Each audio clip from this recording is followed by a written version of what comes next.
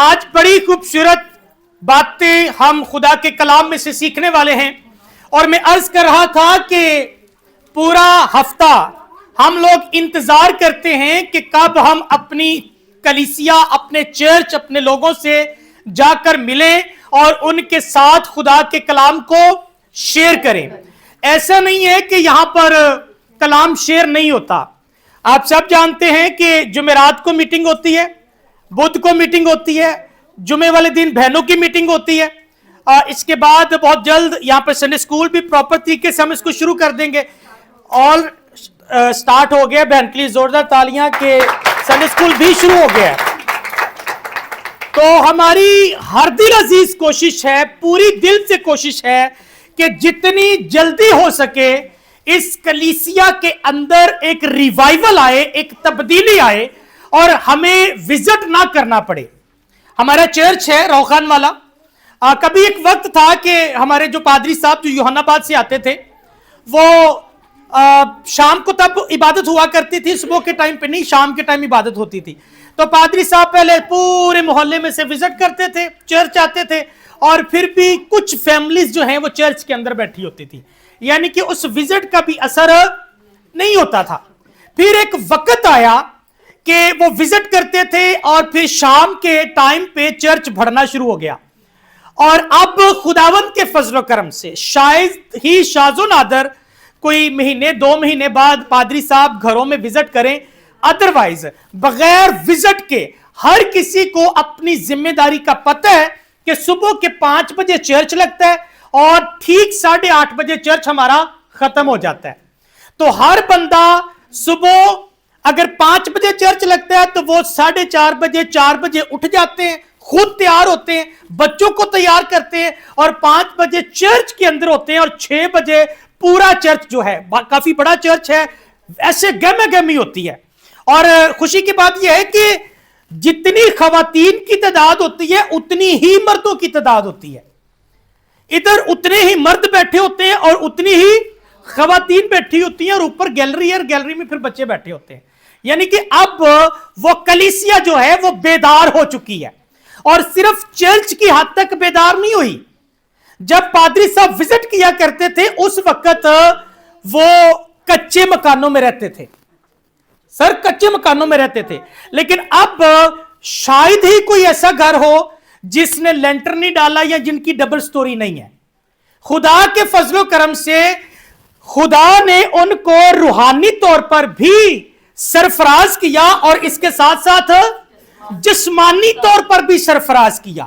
یہ ہے ترقی کلیسیا کی۔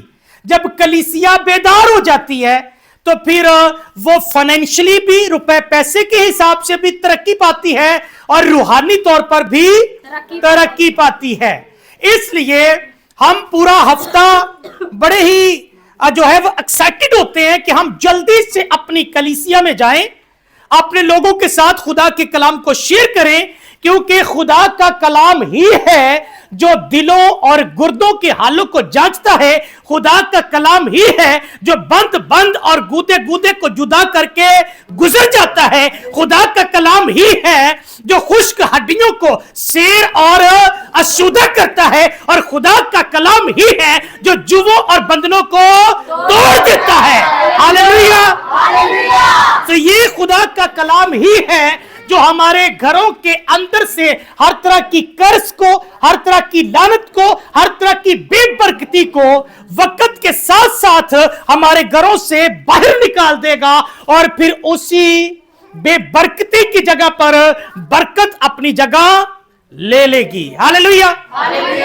اس لیے ہم جتنا ایکسائٹڈ ہوتے ہیں خدا کے کلام کو آپ تک پہنچانے کے لیے، میں چاہتا ہوں ایک وقت کے بعد آپ لوگ اتنے ایکسائٹڈ ہوں، اتنے پرجوش ہوں کہ پادری صاحب آ رہے ہیں اور ان کے پاس خدا کا زندہ کلام ہے، اور وہ میری ترقی کے لیے، میرے گھرانے کی ترقی کے لیے خدا کے کلام کو لے کے آ رہے ہیں، اور مجھے جتنی جلدی ہو سکے چرچ پہنچنا ہے۔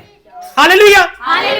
سو آج بائبل میں سے میں ایک شخص کے بارے میں آپ سے بات کرنے والا ہوں، اور بائبل اس شخص کے بارے میں بات کرتی ہے کہ اس شخص کو جب خداوند یسوع مسیح کے لیے مصلوب کیا گیا، اس کو جب شہید کیا گیا تو اس کو شہید کرنے کا طریقہ کار یسوع مسیح کی طرح کا طریقہ کار نہیں تھا، یعنی کہ صلیب پر لٹکا دینا نہیں، بلکہ اس کی جو شہادت کا طریقہ کار تھا، اس کو مصلوب کرنے کا، اس کو مارنے کا جو طریقہ کار تھا، وہ تھا اس کے بدن سے اوپر والی کھال کو زندہ انسان کی کھینچ کر اتارا اور پھر اس کو ہلاک کیا، اس کو شہید کیا گیا۔ اس طرح سے اس شخص کو خداوند یسوع مسیح کے لیے شہید کیا، یہ اس دنیا سے چلا گیا۔ لیکن خوشی کی بات یہ ہے کہ یہ وہ شخص تھا جسے ایک دوسرا شخص یسوع کے پاس لایا تھا۔ بعض اوقات جو چرچ کے اندر موجود ہوتے ہیں، وہ چاہے کسی عہدے پر فائز ہو یا پھر نیچے چرچ میں سے کوئی بندہ ہو، ایسا ہوتا ہے بعض اوقات ہم کسی دوسرے شخص کو چرچ کے اندر لاتے ہیں اور خدا اس شخص کو سرفراز کر دیتا ہے، یعنی کہ آپ کی وجہ سے کوئی دوسرا شخص جو ہے وہ برکت پاتا ہے، کوئی دوسرا شخص جو ہے وہ سرفراز ہو جاتا ہے۔ ہم خداوند خدا کے ٹول ہیں، ایک ذریعہ ہیں کہ ہم دوسروں کے لیے برکت کا سبب بنتے ہیں۔ ہلو کیا اچھا نہیں، کلام میں سنا رہا ہوں تو اچھا، یہ میں اکثر کہتا ہوں دھیان کریں، ہمیشہ پلپٹ کے اوپر چاہے 500 لوگ کھڑے ہوئے ہیں، ان میں سے جو شخص بول رہا ہے آپ کی توجہ صرف بولنے والے پہ ہونی چاہیے۔ کس پہ ہونی چاہیے؟ صرف بولنے والے پہ ہونی چاہیے، کیونکہ پیچھے بیٹھے لوگ جو ہیں وہ مختلف طرح کی حرکت کر رہے ہوں گے، کوئی کلام کھول رہا ہے، کوئی کھجا رہا ہے، کوئی دوسرے سے بات کر رہا ہے، تو ان کو اپنا کام کرنے دینا ہے۔ وہ بھی کوئی غیر ضروری کام نہیں کر رہے ہوتے، کوئی ضروری کام کر رہے ہوتے ہیں، لیکن اس وقت جب پلپٹ پہ خدا کا کلام شیئر ہو رہا ہے، اس وقت ضرورت اس بات کی ہے کہ آپ کی توجہ صرف اور صرف کہاں ہونی چاہیے؟ خداوند کے کلام پر۔ اور میں ایک ایسے شخص کے بارے میں آج بات کرنے والا ہوں جس کو کیسے مارا گیا؟ اس کی کھال، زندہ انسان کی کھال ادھیڑ دی گئی، اس کو جو ہے وہ زندہ کھڑا کیا گیا، اس کی کھال کو کٹ لگائے گئے اور پھر اس کی کھال کو ایسے کھینچا گیا۔ لیکن مزیدار والی بات یہ تھی کہ اس کی کھال اتاری جا رہی تھی، لیکن وہ پھر بھی خداوند کی حمد و ثنا کے گیت گا رہا تھا، خداوند کی تعریف کر رہا تھا، اور اس کی کھال اتارنے کے پیچھے ایک ہی وجہ تھی کہ یسوع مسیح کا انکار کر دو، یسوع مسیح کا انکار کر دو۔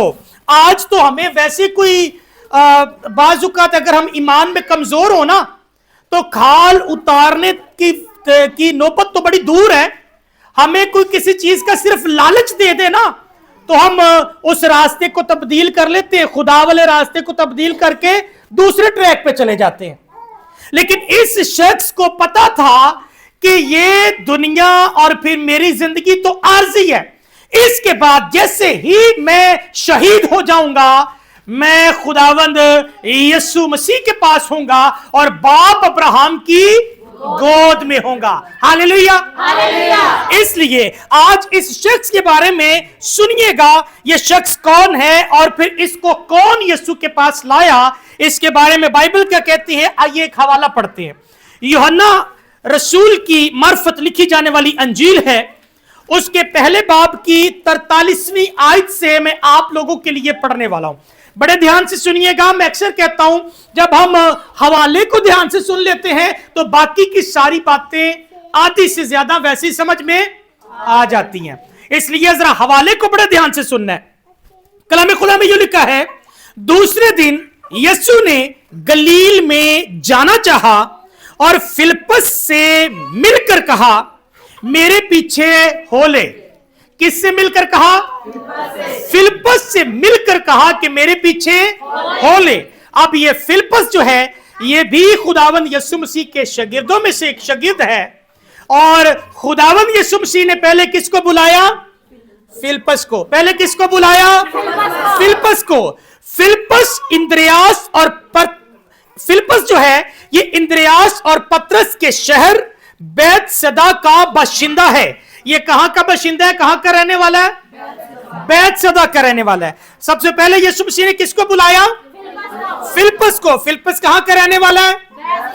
बैतसैदा का रहने वाला है। फिलिप्पस ने नतनेल से मिलकर उससे कहा, अब फिलिप्पस को खुदावंद यीशु मसीह ने जब बुला लिया, तो फिलिप्पस को बुलाने के बाद अब फिलिप्पस किसी दूसरे शख्स को यीशु के पास लाने की तैयारी कर रहा है, और उस शख्स का नाम क्या है, जरा गौर से सुनिएगा। फिर लिखा है, फिलिप्पस ने नतनेल से मिलकर उससे कहा कि जिसका जिक्र मूसा ने तौरात में और नबियों ने किया है, वो हमको मिल गया, वो यूसुफ का बेटा यीशु नासरी है।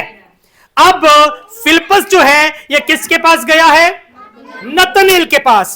इसका दूसरा नाम जो है, इसको बाइबल के अंदर बर्तलमाई के नाम से भी जाना गया है, और इसको बर्तमाई भी कहते हैं और फिर इसको नतनेल भी कहते हैं। लिहाजा क्योंकि यहां पर नतनेल आया है, इसलिए हम सारी गुफ्तगू कलाम में से नतनेल के नाम से करेंगे। फिलिप्पस ने किसको बुलाया? नतनेल को बुलाया और उससे कहा कि हमें कौन मिल गया है? यूसुफ का बेटा यीशु नासरी। अब नतनेल आगे से क्या कहता है, जरा गौर से सुनिएगा। नतनेल ने उससे कहा, क्या नासरत से कोई अच्छी चीज निकल सकती है? नतनेल ने क्या कहा? क्या नासरत से कोई अच्छी चीज निकल सकती है? नासरत उस जगह का नाम है जहां पर खुदावंद यीशु मसीह नासरी पैदा हुए हैं, यानी कि वो नासरी कहलाएंगे। ये खुदावंद यीशु मसीह के लिए पेशन गोई भी थी। तो जब फिलिप्पस ने नतनेल से कहा कि तुम्हें जो है वो हमें यीशु मिल गया, तो नतनेल ने क्या कहा? क्या नासरत से भी कोई अच्छी चीज निकल सकती है? अच्छा, बाज़ औक़ात पता क्या होता है, हमें लगता है कि बड़े बड़े प्रीचर जो हैं, बड़े बड़े बाइबल टीचर्स जो हैं, बड़े बड़े वर्शिपर जो गाने वाले हैं, ये शायद लाहौर से ही निकलेंगे, ये शायद जो है वो इस्लामाबाद पिंडी से निकलेंगे या कराची से निकलेंगे, या फिर जो बाहर के मुल्क से लोग आते हैं, कलाम तो सही वही सुनाने वाले हैं। लेकिन यहां पर जब यीशु मसीह के बारे में नतनेल से बात की गई कि हमें कौन मिल गया है? यीशु नासरी मिल गया है, तो नतनेल ने कहा, क्या नासरत से भी कोई अच्छी चीज निकल सकती है? इसका मतलब यह हुआ, बाज़ औक़ात हमें लगता है कि आप बघेयाने की कलीसिया में से भी कोई प्रीचर निकल सकता है, कोई खादम निकल सकता है, कोई वर्शिपर निकल सकता है, कोई बाइबल टीचर निकल सकता है। क्या यहां से भी कोई जो है बड़े लेवल पर कोई संडे स्कूल मिनिस्ट्री को रन कर सकता है? हम इस जगह को शायद एक छोटा सा कस्बा या फिर एक छोटा सा गांव समझकर अपने आप को खुदा के लिए पेश नहीं करते। हम अपने आप को फिलिप्पस की तरह पेश नहीं करते कि जैसे वो नतनेल को लेकर आया, हम भी जाएं, और जो अभी तक चर्च के अंदर नहीं आया, हम भी उसको चर्च के अंदर लेके आए। अब जब नतनेल से कहा गया, तो नतनेल कहता है, नासरत से भी कोई अच्छी चीज निकल सकती है। और नासरत से निकला कौन है? यीशु नासरी। बादशाहों का बादशाह कहां से निकला? नासरत से निकला है। हमें निजात देने वाला, हमारा निजात दहिंदा जो है, वो कहां से निकला? नासरत से। एक छोटी सी जगह से, जिसके बारे में लोगों ने अपने माइंड में सेट कर लिया था, यहां से कोई अच्छी चीज नहीं निकल सकती, वहां से मेरा और आपका यीशु नासरी निकला है। और उस यीशु नासरी ने जब फिलिप्पस को बुलाया, फिलिप्पस नतनेल के पास गया। अब जब नतनेल को बुलाने के बाद, जब नतनेल और फिलिप्पस यीशु के पास पहुंचे, तो आगे लिखा है कि यीशु ने नतनेल से कहा कि मैं तुझे जानता हूं, तब से जानता हूं जब तू अंजीर के दरख्त के नीचे बैठा हुआ था। अब जैसे ही खुदावंद यीशु मसीह ने नतनेल की एग्जैक्ट लोकेशन बताई कि मेरे पास आने से पहले तू किस जगह पे बैठा हुआ था, तुझे कौन लेके आया, तो नतनेल ने अपने आप को खुदा के हजूर में झुका दिया और कहा, यकीनन तू खुदा का बेटा है तो इस्राएल का बादशाह है। हालेलुया। जब वही लोग जो अभी शायद आपको कबूल नहीं करते, आपकी खुशखबरी को कबूल नहीं करते, जिनको आप शायद ये कहते हो कि आ चल के देख कि उस चर्च के अंदर कितनी रिवाइवल मीटिंग होती है, कितनी जबरदस्त जो है वहां पर प्रेसिश होती है, कितने जबरदस्त तरीके से हम खुदा के कलाम को सीखते हैं, शायद आप उसे पूरी तरह से कायल करने की कोशिश करते हो कि उस चर्च के अंदर एक दफा आकर तो देख। शायद इस वक्त वो शख्स जो अभी तक इस चर्च का हिस्सा नहीं बना, यहां पर आकर उसने कलाम सुनना शुरू नहीं किया, तब तक उसके पास बड़े उज़र हैं, उसके पास बड़े जवाब हैं। मैं नहीं जाऊंगा। वो आपको हो सकता है बड़ी मजबूरियां सुनाए कि मैं इस वजह से नहीं जा सकता, मैं उस वजह से नहीं जा सकता, लेकिन याद रखें, जिस दिन वो नतनेल की तरह इस चर्च के अंदर आ गया, जिस दिन उसने खुदा के कलाम को सुन लिया, उस दिन यकीनन उसके मुंह से भी नतनेल की तरह यही अल्फाज निकलेंगे कि यकीनन इस चर्च के अंदर बादशाहों के बादशाह खुदावंद यीशु मसीह रहते हैं और वो इस चर्च के लोगों की जिंदगियों में से होकर काम करते हैं। हालेलुया। आज शायद वो आपको ठुकरा रहे हो, लेकिन जिस दिन उन्होंने यहां पर आना शुरू कर दिया, मेरा ईमान है खुदा का पाकरू उनको इस कदर छुएगा, इस कदर उनको अंदर से तब्दील करेगा कि फिर वो पहले जैसे नहीं रहेंगे, वो पूरी तरह से बदल जाएंगे। और फिर वो खुद नहीं बदलेंगे, बल्कि खुदा के कलाम में लिखा है तू ईमान ला तो तेरा घराना भी नजात पाएगा, उसके साथ साथ उनके घराने भी नजात पाएंगे, बरकत पाएंगे। अब ये जो शख्स नतनेल है, जो पहले तो कहता है नासरत से भी कोई अच्छी चीज निकल सकती है, बाद में फिर वही यीशु नासरी को खुदा का बेटा कहता है, फिर वही यीशु नासरी को इस्राएल का बादशाह कहता है, फिर यही नतनेल जो है इसने अपनी आंखों से खुदावंद यीशु मसीह को बड़े बड़े अजीब काम करते देखा। इसने अपनी आंखों से उसी यीशु नासरी को अंधों को आंखें देते हुए देखा। इसने उसी यीशु नासरी को फिर से मुर्दों को जिंदा करते हुए देखा।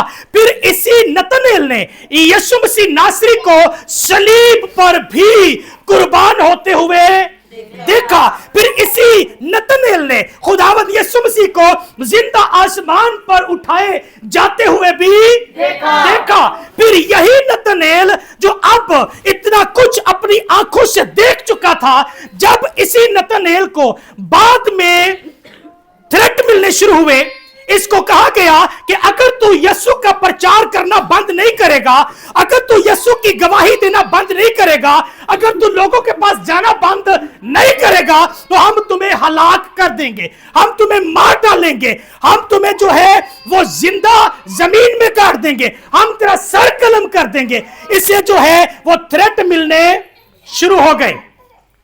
इसे पूरी तरह से इस तरह से डराना धमकाना शुरू कर दिया गया, अगर तूने लोगों के पास जाना बंद ना किया तो फिर हम क्या करेंगे, तेरा हुक्का पानी बंद कर देंगे, तुझे भी सताएंगे और तेरे घर वालों को भी सताएंगे। लेकिन क्या नतनेल ने या फिर फिलिप्पस ने या जितने खुदावंद यीशु मसीह के पीछे चलने वाले थे, क्या उन्होंने खुदा के कलाम की मुनादी करना बंद कर दी?